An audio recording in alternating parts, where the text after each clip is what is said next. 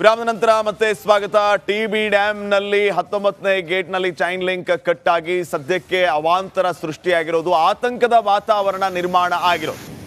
ಅಧಿಕಾರಿಗಳು ಈಗಾಗಲೇ ಅಲ್ಲಿ ಹೈ ವೋಲ್ಟೇಜ್ ಮೀಟಿಂಗ್ ಅನ್ನು ನಡೆಸಿ ಸದ್ಯಕ್ಕೆ ಬಂದಿರುವಂತಹ ಆಪತ್ತಿನಿಂದ ಪಾರಾಗೋದು ಹೇಗೆ ಅನ್ನೋದ್ರ ಬಗ್ಗೆ ಸಭೆಯ ಮೇಲೆ ಸಭೆಯನ್ನು ನಡೆಸ್ತಾ ಇದ್ದಾರೆ.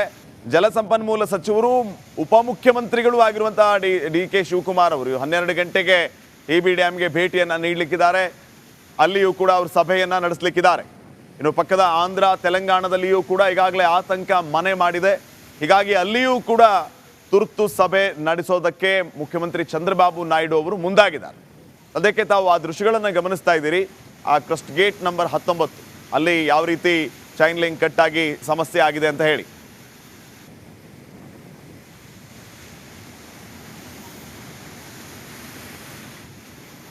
ನಮ್ಮ ಜೊತೆಗೆ ಈ ವಿಚಾರವಾಗಿ ಮಾತಾಡೋದಕ್ಕೆ ಈಗ ಕ್ಯಾಪ್ಟನ್ ರಾಜಾರಾಮ್, ನೀರಾವರಿ ತಜ್ಞರು, ನೇರ ಸಂಪರ್ಕದಲ್ಲಿ ಜಾಯ್ನ್ ಆಗಿದ್ದಾರೆ. ಸರ್ ನಮಸ್ಕಾರ.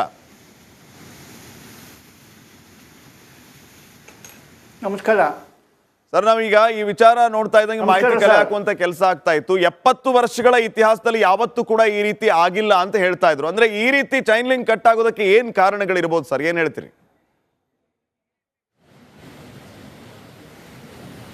ಚೈನ್ ಲಿಂಕ್ ಕಾರಣ 2-3 ಇರ್ಬೋದು. ಒಂದು, ಇದು ನೀವು ಹೇಳ್ದಂಗೆ 70 ವರ್ಷದ್ದು ಆಗಿದೆ. ಇದಕ್ಕೆ ಒಂದು AMC ಕೊಟ್ಟಿರ್ತಾರೆ ಇಂಥ ಗೇಟ್ಗಳಿಗೆ. ಈ ಡ್ಯಾಮು ಮೇಂಟೆನೆನ್ಸು ಮಾಡೋದು ಸರ್ಕಾರ ಅಲ್ಲ, TB ಬೋರ್ಡು. ಇದು ನಾವು ತಿಳ್ಕೋಬೇಕು. ಸರ್ಕಾರದ ಕೈಲಿ ಡೈರೆಕ್ಟ್ಲಿ ಇಲ್ಲ. ಸರ್ಕಾರ is one of the member. ಆಂಧ್ರದವರು ಒಬ್ರು ಮೆಂಬರು, ಕರ್ನಾಟಕದವ್ರ ಮೆಂಬರು, ಸೆಂಟ್ರಲ್ ಗೌರ್ಮೆಂಟಿಂದ ಒಬ್ಬರು ಚೇರ್ಮನ್ನು, ಸೆಕ್ರೆಟರಿ ಅಂತ ಇರ್ತಾರೆ. ಅವರು ಇದನ್ನು ನಿರ್ವಹಿಸಬೇಕು. ಇದು entire responsibility comes on the part of Tungabhadra board. ಅವರು ಮುಂದೆ ಇದಕ್ಕೆ AMC ಮಾಡಿದ್ದಾರಾ ಇಲ್ವಾ ಅಂತ ಕೇಳಬೇಕು. AMC ಮಾಡಿದರೆ ಯಾಕೆ ಮಾಡಲಿಲ್ಲ? ಇದು ಹಳೇ ಡ್ಯಾಮು, 70 ವರ್ಷದ ಡ್ಯಾಮು. ಅದಕ್ಕೆ ಸರಿಯಾಗಿ ಆನ್ಯುವಲ್ ಮೇಂಟೆನೆನ್ಸು ಸುಪ್ಪತ್ತಿಗೆ ಮಾಡಿದ್ದಾರಾ? ಬಿಫೋರ್ ರೈನಿ ಸೀಸನ್ ಇದಕ್ಕೆ ಏನು ಇನ್ಸ್ಪೆಕ್ಷನ್ಗಳು ಮಾಡಬೇಕಾ ಅದು ಮಾಡಿದ್ದಾರಾ ಇಲ್ಲ ಅಂಬೋದು ಮುಖ್ಯವಾಗಿ ಆಗುತ್ತೆ.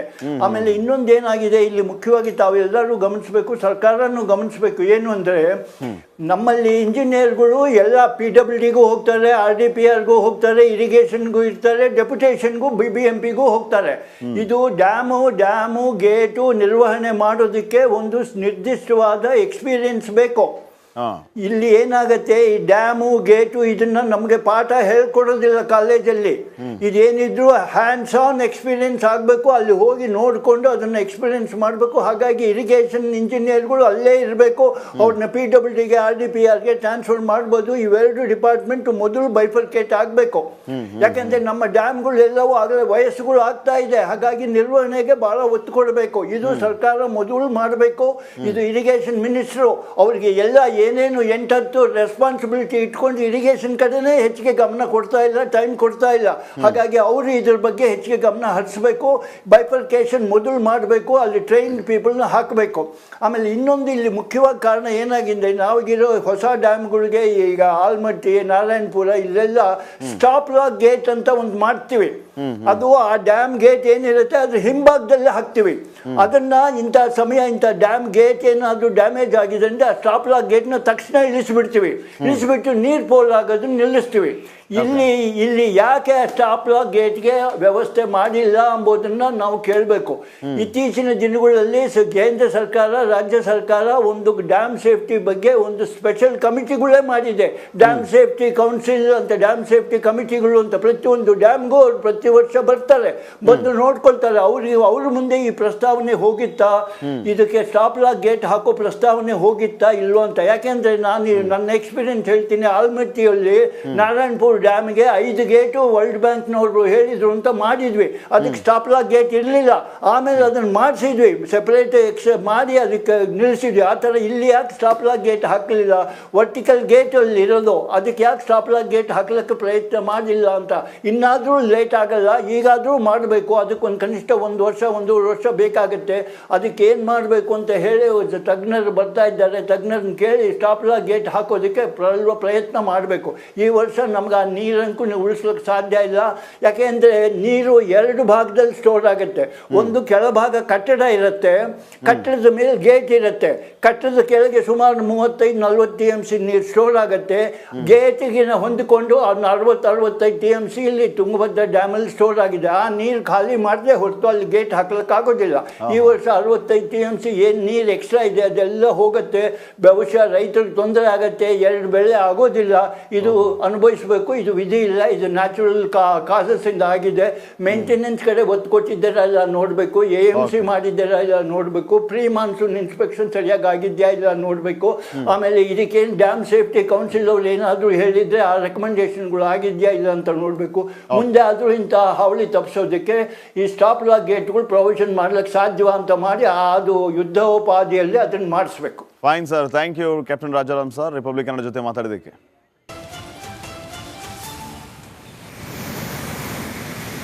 ನೋಡಿ, ಆ ದೃಶ್ಯಗಳಲ್ಲಿ ತಾವು ಗಮನಿಸ್ತಾ ಇದ್ದೀರಿ. Gate number 19 chain link cut ಆಗಿರುವ ಎಕ್ಸ್ಕ್ಲೂಸಿವ್ ದೃಶ್ಯಾವಳಿಗಳು. ಬರೋಬ್ಬರಿ 48 ಟನ್ ತೂಕದ ಕ್ರಸ್ಟ್ ಗೇಟ್, 60 ಅಡಿ ಎತ್ತರ, 20 ಅಡಿ ಅಗಲದ ಗೇಟ್. ಇದು ತಲಾ 12 ಅಡಿ ಅಗಲದ 5 ಗೇಟನ್ನು ಜೋಡಿಸಿ ನಿರ್ಮಾಣ ಮಾಡಿರುವಂಥ ಕ್ರಸ್ಟ್ ಗೇಟ್. ಈ ಕ್ರಸ್ಟ್ ಗೇಟ್ನ ಚೈನ್ ಲಿಂಕ್ ಕಟ್ ಆಗಿ ಏನೆಲ್ಲ ಸಮಸ್ಯೆ ಆಗ್ತಾ ಇದೆ, ಹೊರ ಹರಿವು ಎಷ್ಟು ಹೆಚ್ಚಳವಾಗಿದೆ, ನದಿಗೆ ಎಷ್ಟು ನೀರನ್ನು ಈಗಾಗಲೇ ಬಿಡಲಾಗ್ತಾ ಇದೆ, ಆ ದೃಶ್ಯಗಳನ್ನು ತಾವು ಗಮನಿಸ್ತಾ ಇದ್ದೀರಿ.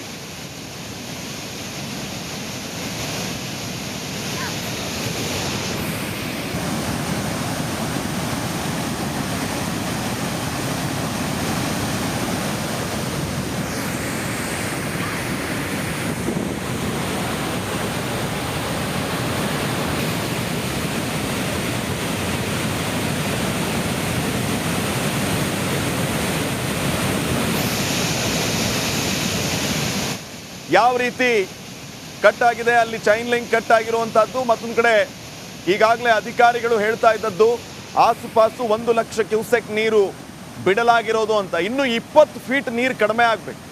ಆ ಗೇಜನ್ನು ಕ್ರಾಸ್ ಆದಾಗ ಇಲ್ಲಿ ಫೋರ್ಸ್ ಕಡಿಮೆ ಆಗುತ್ತೆ, ಅವಾಂತರದಿಂದ ನಾವು ಪಾರಾಗ್ತೀವಿ ಅಂತ.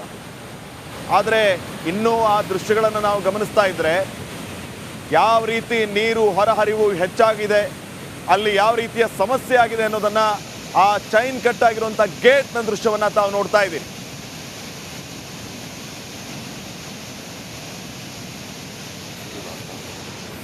ಕಳಿಸಿದ್ದೀವಿ ನಾವು ಕೆಳಗಡೆ ಕಂಪ್ಲೀಟ್ ಡೌನ್ ಸ್ಟ್ರೀಮಲ್ಲಿ ಎಲ್ಲರೂ ಕೂಡ ಎಲ್ಲ ಗೇಟು ಈಗಾಗಲೇ ಓಪನ್ ಆಗಿದೆ.